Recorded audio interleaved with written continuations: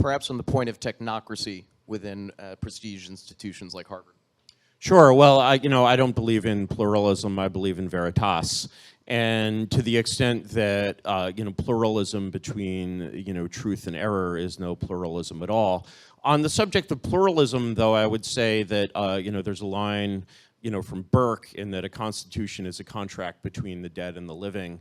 And one of the things that we see basically in our own time, and one of the things I was very shocked to discover by just getting into a lot of the primary reading ourselves, is the immense narrowing in the set of permissible political and social perspectives that has taken place not just in this country over the last 10 or 20 years, but over the last 100, 200, 300 years. There are many, many perspectives that are simply no longer represented in this world that were, I think of, the trial of Julius Evola after World War II, where he said he was charged for his convictions, and he said, my convictions are only what everyone considered right and natural before the French Revolution.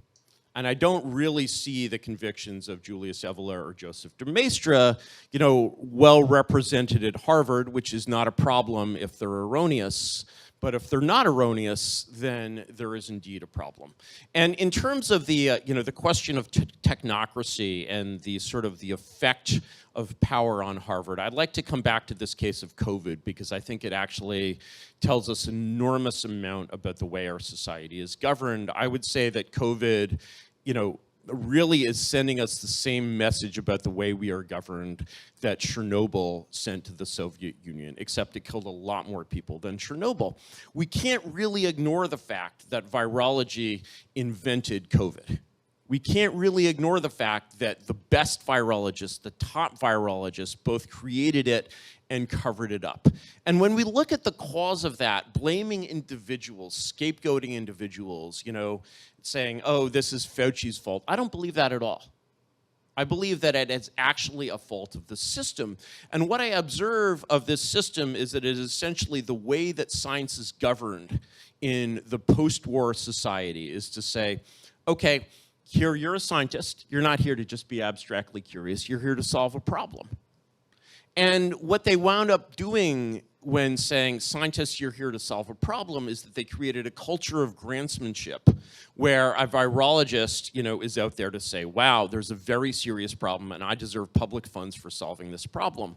And that went from SARS-1 being a serious problem to saying, oh, well, more coronaviruses could mutate to become dangerous, viruses, to saying, well, let's mutate these viruses ourselves to kind of help them along to show what could happen accidentally in nature. And so they sort of, transgressed from basically being there to cure viruses to being there to create viruses.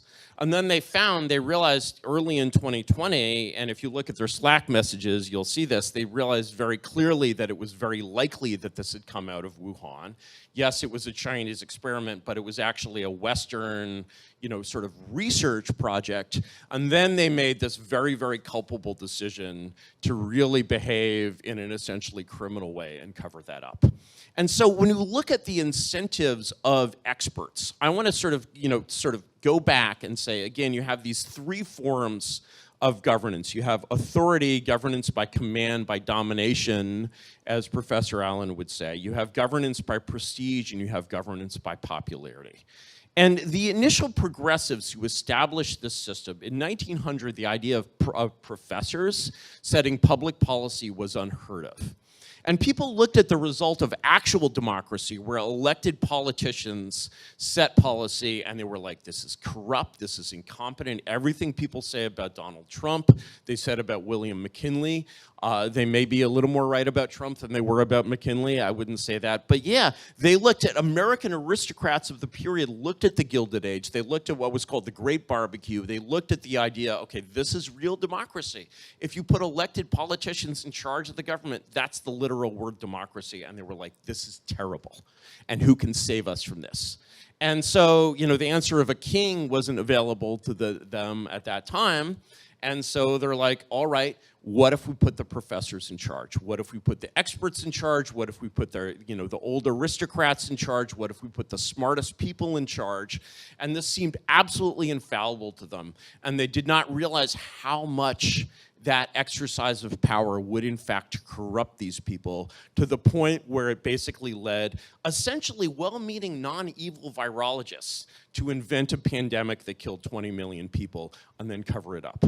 And I think that that lesson exists across the board in all of these areas of public policy. I view the Ukraine war as a tragedy very, very similar to the tragedy of COVID. It's basically unaccountable public policy on, with nothing to stop it.